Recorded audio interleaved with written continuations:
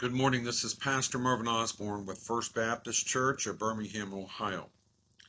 As I said before, I was going through the scriptures, and this one passage stuck out with me, and I thought I would address it in our devotional time. That idea of how we are to treat one another. There's a lot of one another's throughout Scripture, but I specifically wanted to address what is said in Ephesians chapter 4, verse 32. And we talked about that, of being kind to one another, and how the church would benefit as a whole. Individuals would benefit if we just became more kind and caring and compassionate toward one another. Then we talked yesterday about being tender-hearted, or having a tender heart.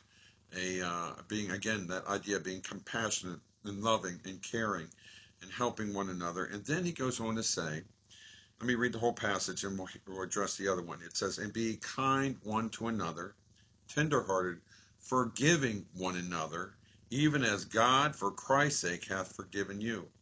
He says, now we are to forgive one another.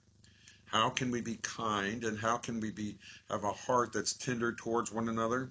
We must look within ourselves to see if there is unforgiveness, if we're harboring resentment towards others, especially those within our fellowship, those within our church, fellow believers.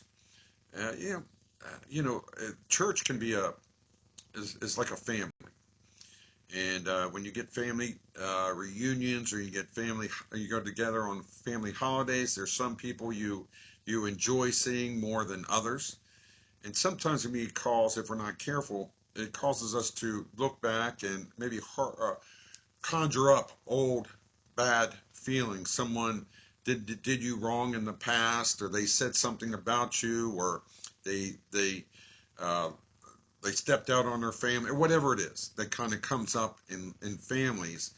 The same thing is true when the church family gets together. And someone has hurt you, stepped on your toes 5-10 years in the past, and you hadn't let it go. And you're still harboring resentment toward him. My friends, that's not biblical. It's not biblical. We have to release these things. We need to forgive one another, the scripture says, and it says this over and over and over again. There's no limit. He says we are to forgive, and I love the example that the Apostle Paul, under the inspiration, gives. Even as God, we are to forgive, even as God, for Christ's sake, has forgiven you. Let me ask you this. How much has God forgiven you? I dare say, whatever that offense that person has done to you in the church does not compare to everything that God has forgiven you for. I know that's true in my life. And so he says, as God has forgiven you, so now you are to forgive one another. So I want you to think about that today. Who in the church has caused ill feelings? You just have not let it go. I don't know, maybe they took a position that you thought that you deserved. Maybe they get more prominence than you do. Maybe their personalities just kind of rub you the wrong way, and you have that resentment within you for them, and they voted a certain way that you didn't think was right, and whatever it is. He says we are to forgive one another. It's not an ask, it is a command. He's not saying, think about it. Think about whether you're going to forgive them or not. No. This is a command. He says, forgiving one another, even as God, for Christ's sake, has forgiven you. So God is our example in all of this.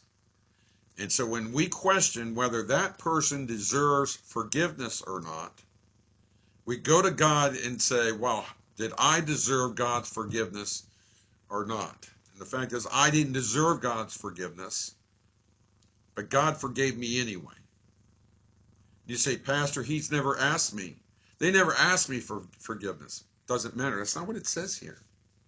It said it's your responsibility.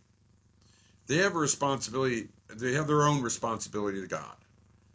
But as for me, I'm going to do what God wants me to do, and I'm going to forgive them, whether they deserve it or not, only because God has told me to do that. I'm responsible to God. I'm not responsible to that person. I'm responsible to God. And my forgiveness is not conditional on whether they ask for forgiveness or not. I have to be positionally right with God because he told me to forgive. There are the people I'm talking to today, and you know who you are, that you need to forgive. You need to forgive an ex-spouse.